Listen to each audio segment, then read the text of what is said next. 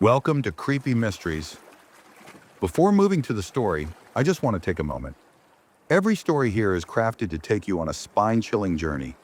If you enjoy what you hear and want more tales of the unknown, consider subscribing to the channel. It truly means the world to us. And if this story intrigued you, let us know by liking the video and sharing your thoughts in the comments. Your feedback helps us uncover even more mysteries to share with you. Now let's move on to the story.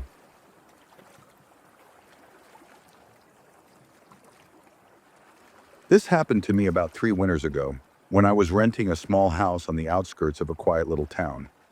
The house itself was nothing special, just a single-story home with an overgrown backyard that bordered a line of trees. I'd moved there for the peace and quiet, and for the most part it delivered. The winter that year was brutal, with constant snowstorms and temperatures that rarely went above freezing. One afternoon after the biggest snowstorm of the season, I decided to do something I hadn't done in years: build a snowman. The yard was perfect for it. Untouched snow, thick and powdery. It felt like a good way to kill some time and shake off the winter blues. I spent a good hour building it. I started with the 3 classic snowballs, each one getting progressively smaller as I stacked them. I gave the snowman a carrot nose, 2 rocks for eyes, and sticks for arms. I even found an old scarf and a floppy black hat in the garage to finish it off. It was simple, but I was proud of it. That night, as I was lying in bed, I remember feeling oddly satisfied. It had been years since I'd done something as simple as building a snowman, and it felt good to connect with my childhood like that. The next morning, as I was making coffee, I glanced out the kitchen window to admire my creation. That's when I noticed something strange. The snowman wasn't facing the street like I had left it. It was angled slightly, just enough that it seemed to be facing my kitchen window instead. At first, I didn't think much of it. Maybe the wind had shifted it a bit, or maybe the snow had settled unevenly overnight. It was weird, but not enough to really bother me. I finished my coffee and went about my day. The following morning, though, it happened again. Only this time, the snowman was clearly facing me. It wasn't subtle anymore. Its coal eyes seemed locked on my kitchen window, and the stick smile somehow felt sinister now. I started to get a little paranoid. I thought maybe some neighborhood kids were messing with me, but the thing was, there weren't any footprints in the snow. None leading to or from the snowman. The ground was completely untouched except for where I'd built it. That night, I decided to keep an eye on it. I turned off all the lights in the house and sat by the window in the dark, watching. For hours, nothing happened. The snowman just stood there, silent and still. I was starting to feel silly for even worrying about it. But then, just after midnight, I saw something. It was subtle at first, like a shadow shifting in the moonlight. But as I stared, I realized the snowman was moving. Its entire body seemed to quiver, like it was trying to break free from the snow that held it in place. Then slowly, its head began to turn. It twisted unnaturally until its coal eyes were staring directly at me through the window. I jumped back, my heart racing.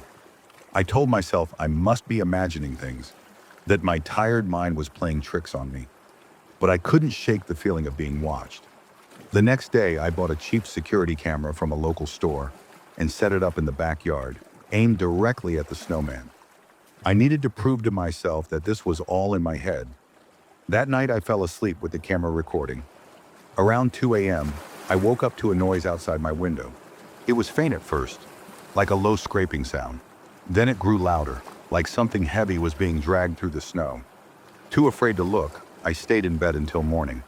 When I finally checked the camera footage, what I saw made my stomach drop.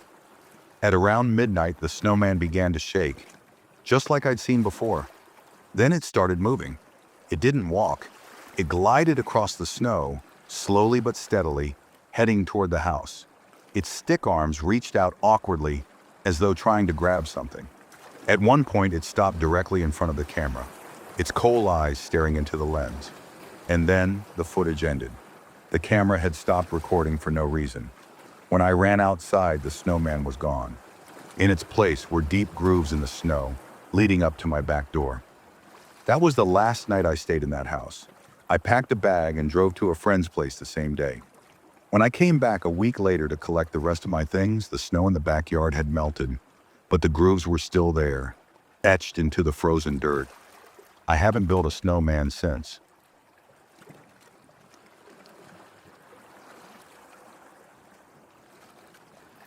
This happened 2 years ago when my girlfriend Emma and I went on a winter hike in a national park. We're both outdoorsy people, and we'd been looking forward to this trip for weeks. The idea of walking through snow-covered trails, surrounded by the quiet of the forest, sounded perfect. But what started as a peaceful getaway turned into the most terrifying experience of my life. The hike started off fine. It was a clear, crisp winter morning. We stuck to one of the main trails, which was marked and easy to follow despite the fresh layer of snow. It was just the two of us, and the only sounds were the crunching of our boots and the occasional gust of wind through the trees. About 2 hours in, we came across a narrow path branching off from the main trail. It wasn't marked, and it wasn't on the map we'd picked up at the visitor center. It looked barely used, almost hidden, but the fresh snowfall had left it untouched. And the way the sun gleamed off the path made it oddly inviting. "Let's check it out," I said. Emma hesitated. She was always more cautious than me, but eventually she agreed. As soon as we stepped onto the path, something felt off. It was colder here, much colder than it had been on the main trail.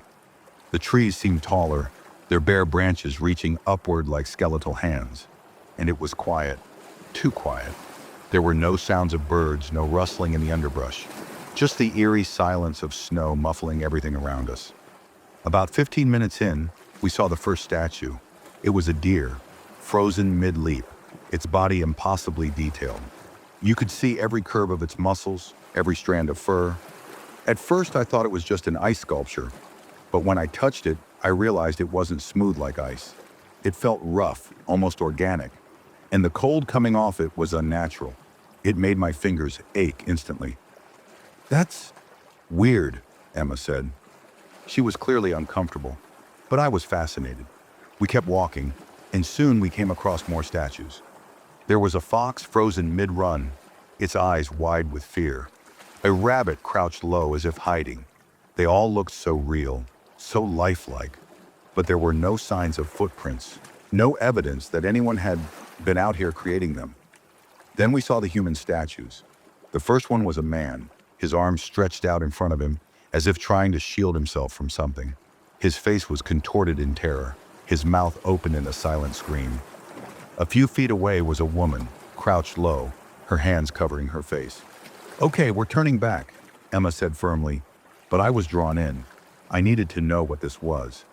"Just a little further," I said. "I want to see if there's more." She reluctantly followed me, and the further we went, the more statues we saw. There was a child, maybe 10 years old, standing perfectly still with their hands clasped together. A group of 3 people huddled close, as if they'd been caught in the middle of something terrible. And then we saw the clearing. It was a wide, open space in the forest, and in the center stood the largest statue yet. It was a towering figure, maybe 15 feet tall, cloaked in thick, jagged ice. It held a massive staff in one hand, and its face, if you could call it that, was featureless, just a blank, icy void. Emma grabbed my arm. "We're leaving, now." She was right. The air here was freezing, far colder than anywhere else on the trail. My breath came out in quick, visible puffs, and the hairs on the back of my neck were standing up. But as we turned to leave, I noticed something. All the statues we'd passed before, they were all facing the clearing now. Their frozen faces were turned toward us. And then the whispers started. At first, I thought it was the wind, but it wasn't. It was voices, faint and distant, coming from all around us. I couldn't make out what they were saying, but they sounded wrong, distorted. We started running. The trail we'd followed was gone. The snow was undisturbed, as if we'd never walked on it. The forest felt endless, and the whispers were getting louder, more frantic. I turned to look behind us and froze. The towering figure from the clearing was standing at the edge of the trees, its blank face tilted slightly as though it was watching us. "Run!" Emma screamed, pulling me forward. We sprinted through the snow, our breaths ragged, our legs burning. The whispers turned into a low, guttural growl, echoing through the trees. At one point, I swear I felt something brush against my shoulder, but I didn't dare look back.